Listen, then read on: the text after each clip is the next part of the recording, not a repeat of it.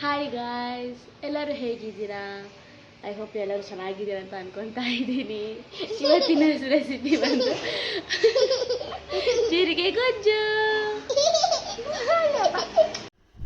ಇದಕ್ಕೆ ಬೇಕಾಗಿರೋ ಇಂಗ್ರೀಡಿಯೆಂಟ್ಸ್ 4 ಬಾಡಿಗೆ ಮೆಣಸಿನ್ಕಾಯಿ, 2 ಒಣ ಮೆಣಸಿನ್ಕಾಯಿ, ಸ್ವಲ್ಪ ಜೀರಿಗೆ, ಒಣ ಕೊಬ್ಬರಿ ತೊಗೊಳ್ಳಿ. ಹುಣಸೆಹಣ್ಣು 2 ಅವರ್ಸ್ ಮುಂಚೆನೇ ನೆನೆಸಿಟ್ಕೊಳ್ಳಿ. ಎಲ್ಲವನ್ನು ಜಾರ್ಗೆ ಹಾಕ್ಕೊಂಡು ರುಚಿಗೆ ತಕ್ಕಷ್ಟು ಉಪ್ಪು ಹಾಕ್ಕೊಂಡು ಅದನ್ನು ಚೆನ್ನಾಗಿ ಗ್ರೈಂಡ್ ಮಾಡಿ ಪೌಡರ್ ಫಾರ್ಮ್ ಮಾಡ್ಕೊಳ್ಳಿ.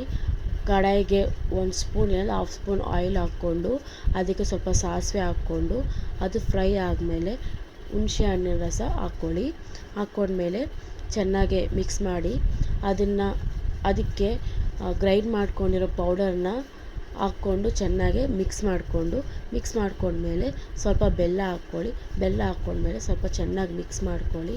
ಆಯಿಲ್ ಸಪ್ರೇಟ್ ಆಗೋವರೆಗೂ ಚೆನ್ನಾಗಿ ಕುದಿಸ್ಕೊಳ್ಳಿ. ಅಷ್ಟೇ, ಬಿಸಿ ಬಿಸಿ ಜೀರಿಗೆ ಗೊಜ್ಜು ರೆಡಿ ಆಯಿತು. ಈ ಚಳಿ ವೆದರ್ಗೆ ಇದನ್ನು ಕಂಪಲ್ಸರಿ ಟ್ರೈ ಮಾಡಿ, ಚೆನ್ನಾಗಿರುತ್ತೆ. ಮನೇಲಿ ಟ್ರೈ ಮಾಡಿ ಹೇಗಿದೆ ಏನು ಅಂತ ನನಗೆ ಕಮೆಂಟ್ ಬಾಕ್ಸಲ್ಲಿ ಕಮೆಂಟ್ ಮಾಡಿ. Thank you for watching.